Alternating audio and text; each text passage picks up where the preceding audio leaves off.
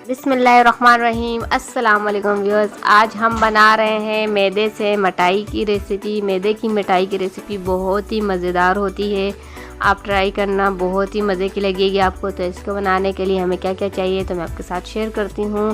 तो चलते हैं, हम अपने रेसिपी को स्टार्ट करते हैं बग़ैर वक्त ज़ाय किए। तो एक पैन में मैंने आधा कप ऑयल ले लिया है। इसमें मैंने जो है ना मैदे को अच्छे से छान लिया है। 1 कप के बराबर मैंने मैदा ले लिया है। तो ऑयल में हम इसको अच्छे से जो है ना भून लेंगे। पहले बहुत ज़्यादा डार्क कलर में इसको नहीं दूंगी। अगर आपको ब्राउन कलर पसंद है तो आप ले सकते हैं। बस इसको हम हल्का सा जो है ना कलर देंगे और हल्की आंच में हम लोगों ने इसको इस तरह भून लेना है।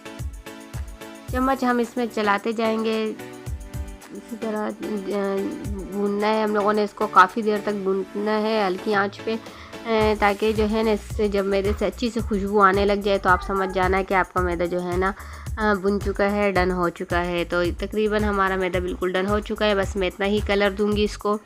तो दूसरी साइड पे हम रख देंगे छोटे से पतीले में 2 कप पानी और इसमें 1 कप में चीनी का शामिल कर दूंगी। इसमें हम बना लेंगे पतला सा शीरा। बहुत ज़्यादा गाढ़ा नहीं बनाएंगे, 1 तार वाला या 2 तार वाला नहीं बनाएंगे, हमने इसको बस पतला रखना है। साथ में मैं इसमें जो है ना फ्लेवर के लिए, खुशबू के लिए इलायची डाल दूंगी। इससे इसका बहुत ही ज़बरदस्त टेस्ट आता है। आप चाहे तो केवड़ा एसेंस भी इसमें शामिल कर सकते हैं, इनमें सिर्फ इलायची लूँगी। तो इसको भी हम बहुत ही अच्छे से जो है ना पका लेंगे। तो ये तकरीबन डन हो चुका है, तो इसको भी हम निकाल देंगे। वापस से हम चूल्हे पे जो है ना भुना हुआ मैदा रख देंगे और इसको जो है ना फिर से गर्म कर देंगे हल्की आँच पे और इसको इस तरह ही चम्मच चलाएँगे थोड़ी देर के लिए।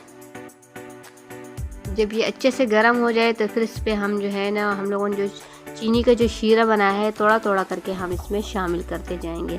तो ये तकरीबन अच्छे से गर्म हो चुका है। तो अब इसमें जो है ना हमने जो भी चीनी का जो शीरा बनाया है वो हम लोग जो है ना थोड़ा थोड़ा करके इसमें शामिल करेंगे और इसमें जो है ना चम्मच चलाते जाएंगे ताकि इसमें जो है लम्स नहीं बने, गिटलियाँ जो बन जाती हैं, क्योंकि ये मैदा है, आटा है, तो इसमें गिटलियाँ बहुत जल्दी बनती हैं।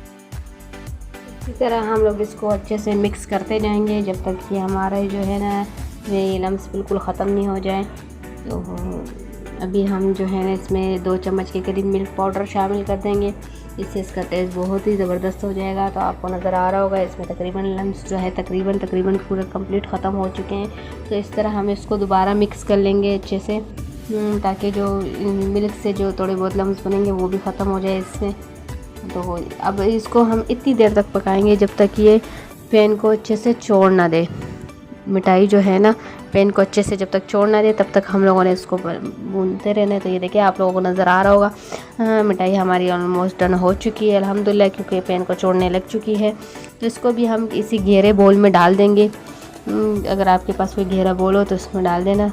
और मैंने कुछ बादाम के जो है ना उनको क्रश कर दिए हैं, इसको ऊपर से थोड़े थोड़े से मैं डाल दूंगी। जो आपको अगर पिस्ताचू काजू अगर पसंद है तो वो भी आप लगा सकते हैं।